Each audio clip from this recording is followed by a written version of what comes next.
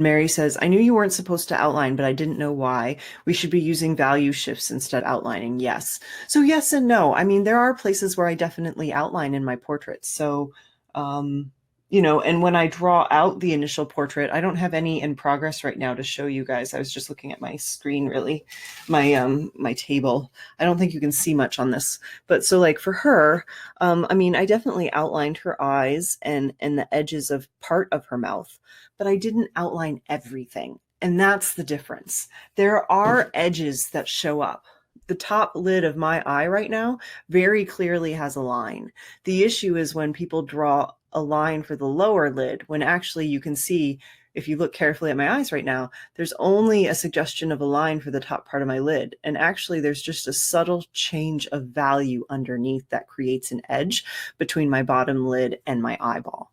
So that's the detail we need to start keeping out a lookout for. Is it's kind of like our immediate decision, or kind of easy to go to answer, is to just outline everything when we're trying to lay out an image or place information to help us be accurate, especially capturing likeness.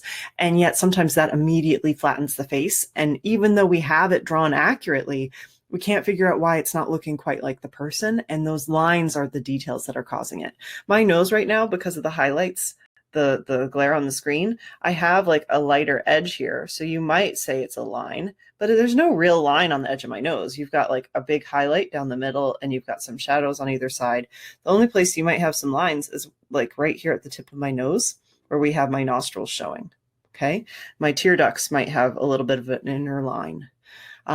Maybe you could say some people also draw a line here, but technically I don't see one right now. I see shadows. I might see one here. Okay. So ask yourself when you're drawing from photo reference to think about those details. Is this a line, or is this an edge created by value?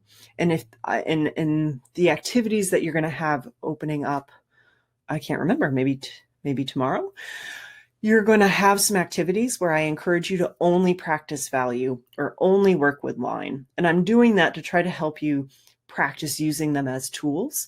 And then it's going to be about combining them all together. But next week, it's going to kind of be like all about value. And that might be a way to help you get out of a habit of using line, for example.